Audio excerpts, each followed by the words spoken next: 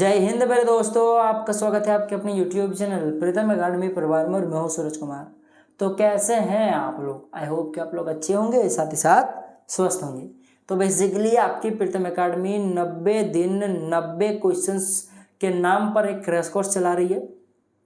इस crash course में आपको 90 दिनों तक यानी कि 3 महीने तक लगातार आपको प्रत्येक दिन एक साइंस का क्वेश्चन देखने को मिलेगा, ठीक है। और प्रत्येक दिन एक ही क्वेश्चन देखने को मिलेगा, मैंने पर वीडियो में एक क्वेश्चन रहेगा और यानी 90 दिनों तक 90 क्वेश्चन में कराऊंगा। और ये सभी क्वेश्चन ऐसे होंगे जो या तो आ चुके हैं या तो फिर आने वाले होंगे, यानी कि वही क्वेश्चन में कराऊंगा जो आपके एग्जाम में आने के बहुत ज्यादा चांसेस है। जैसे ये जो प्रश्न है, ये जो प्रश्न है ये 2023 में और 2018 में आपका आ चुका है, तो बहुत ही ज्यादा चांसेस रखता है। ये बहुत ही इंपॉर्टेंट प्रश्न है जो आपका 2025 में जो आपका एग्जाम होगा क्लास 10 के जैक बोर्ड का, उसमें आएगा, ठीक है। इसी प्रकार से मैं आपको 90 क्वेश्चन करा दूंगा। तो सोच के देख सकते हो आपका क्वेश्चन कहां से बाहर जाएगा, बाहर जा ही नहीं सकता है, तो आप लोग बहुत अच्छा नंबर ला सकते हो, ठीक है।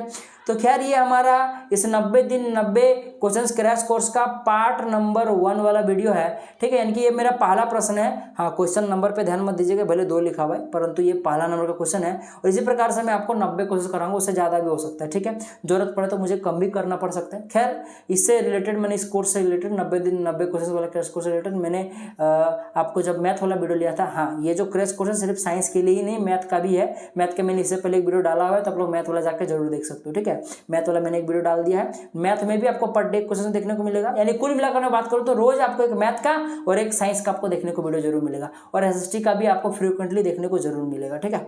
तो आपका मैथ साइंस एसएसटी का तैयारी हो जाएगा। साथ ही साथ हिंदी इंग्लिश का मैं लास्ट में जब 1 महीना 1.5 महीना का समय बचेगा तब मैं कराऊंगा, ठीक है। खैर देखिए, जो प्रश्न आपके पास लिखा है कि सूर्योदय एवं सूर्यास्त के समय सूर्य रक्ताभ क्यों प्रतीत होता है, यानी जब सूर्य जब उगता है या सूर्य जब अस्त होता है तो वो लाल क्यों प्रतीत होता है, ये क्वेश्चन पूछा है, ठीक है। तो बेसिकली इस सभी घटनाओं का जो मेन मुख्यतः जड़ है वो प्रकाश का प्रकीर्णन है। देखो क्या लिखा है, सो दिन में सूर्य का रंग समय के साथ बदलता रहता है। जैसे 12 बजे का समय सूर्य का रंग अलग रहेगा, 11 बजे का समय अलग रहेगा, 1 बजे का समय अलग रहता है, शाम के टाइम पे सुबह के टाइम पे सब समय सूर्य का रंग थोड़ा थोड़ा चेंज होते रहता है, बदलता रहता है, ठीक। और ये सभी प्रकाश के किरण के कारण होता है। दोपहर में जब सूर्य सिर पर होता है, यानी कि जब दोपहर का समय होता है तब देखो सूर्य एकदम सिर के ऊपर होता है, तब क्या होता है कि सूर्य के प्रकाश के द्वारा वायुमंडल से होकर पृथ्वी तक आने में तय की गई दूरी न्यूनतम होती है।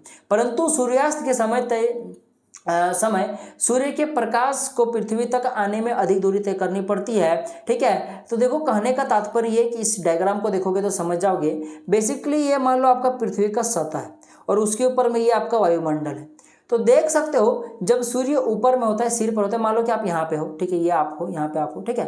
तो जब सूर्य आपके ऊपर होता है, जब 12 बजे के टाइम या दोपहर के टाइम पे, तो देख लो कि उसके प्रकाश किरणों को बस इतनी सी दूरी वायुमंडल में होकर आना पड़ता है, मतलब पृथ्वी का वायुमंडल से होकर गुजर कर हमारे आंखों तक आना पड़ता है। परंतु जब सूर्य इस प्रकार से मान लो सूर्योदय के समय या जब सूर्यास्त के समय जब वो क्षैतिज रेखा में होता है, तब देख लो कि इसके प्रकाश की किरण को वायुमंडल में इतनी दूरी तक जाना पड़ता है, थोड़ा ज्यादा लंबा दूरी तय करना पड़ता है। तो बस वही चीज यहाँ पे लिखा हुआ है कि सूर्य जब आपका सिर पे खड़ा होता है ऊपर में, यानी दोपहर का समय, तब उसको दूरी कम तय करना पड़ता है वायुमंडल में, और जब सूर्यास्त और सूर्योदय का समय होता है तब थोड़ा ज्यादा दूरी तय करना पड़ता है, ठीक है।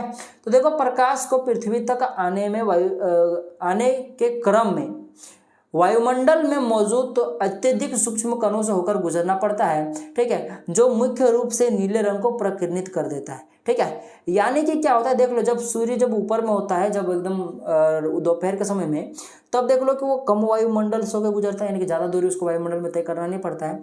तो यानी कि जो वायुमंडल में उपस्थित छोटे छोटे सूक्ष्म कण है उससे कम टकरा कर गुजरना पड़ेगा, यानी कि उस समय उसका प्रकीर्णन कम होगा, जिस कारण से सूर्य का रंग जो नॉर्मली आपका येलो कलर का हमें दिखता है, लाइट चमकीला येलो, उसी टाइप कलर का दिखता है। परंतु जब जब सूरज उगता है सुबह सुबह के टाइम पे, यानी जब अस्त होता है, ऐसा तो नहीं है ना कि सूर्य का रंग एक्चुअली में चेंज होता नहीं, वो हमारे वायुमंडल के कारण वो हर समय चेंज होता हुआ दिखता है। तो आखिर क्या हुआ कि सूर्योदय और सूर्यास्त के समय एकदम लाल दिखने लगता है? तो बस यही रीजन है कि इसको वायुमंडल में थोड़ा ज्यादा दूरी ट्रेवल करना पड़ता है, यानी कि वायुमंडल में मौजूद छोटे छोटे सूक्ष्म कणों से ज्यादा टकराना पड़ता है, जिस कारण से सूर्य में जो प्रकाश के जो 7 रंगों से मिलकर बना होता है, जिसमें से जो नीला रंग होता है वो पूरी तरह से डिस्पर्सित हो जाता है, फिर बोलो कि प्रकिरणित हो जाता है, गायब हो जाता है, ठीक है, यूं समझ लो।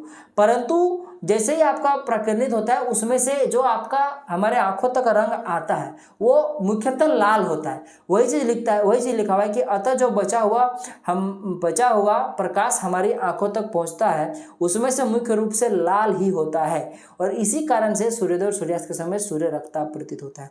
फिर से समझो, जब सूरज एकदम सिर में खड़ा होता है तब देखो उसको कम वायुमंडल से होकर गुजरना पड़ता है, जिस कारण से इसके प्रकाश किरण कम फैलते हैं माने इसको कोई दिक्कत नहीं है। परंतु सूर्योदय या सूर्यास्त के समय थोड़ा उसको ज़्यादा ट्रेवल करना पड़ता है वायुमंडल में, इस कारण से वायुमंडल में उपस्थित छोटे छोटे सूर्यकण उसको ज़्यादा परिकर्णित कर देते हैं, जिस कारण से बाकी रंग गायब हो जाता है। बाकी रंग क्या होता है, प्रकाश किरण में 7 रंग होते हैं, उसमें से 7 रंग में से लगभग 6 रंग इधर उधर हो जाता है, परंतु जो मुख्यतः लाल रंग होता है वो बच जाता है, जिस कारण से लाल रंग हमारे आंखों तक पहुंचता है और उसी कारण से सूर्य में लाल रंग का दिखाई पड़ता है। ठीक है, तो ये आपका पूरा आंसर था। आई होप कि आपको समझ में आ गया होगा और इसका पीडीएफ भी मैं आपको जो प्रीतम एकेडमी का टेलीग्राम का ग्रुप है वहां पे मैं डाल दूंगा, तो आप लोग वहां जाके डाउनलोड कर सकते हो। मैथमेटिक्स का भी मैं जो पीडीएफ था वो मैं डाल दूंगा वहां पे, तो आप लोग वहां से जाके ले सकते हो। ठीक है, तो भाई साहब जुड़ के रहना है, आपको सारा क्वेश्चन करा के दूंगा। 90 क्वेश्चन कराने के बाद एक भी क्वेश्चन बाहर नहीं जाएगा। ठीक है, खैर चलिए मिलेंगे अगले वीडियो में यानी पार्ट 2 में, तब तक के लिए जय हिंद, जय भारत और आपका दिन शुभ हो।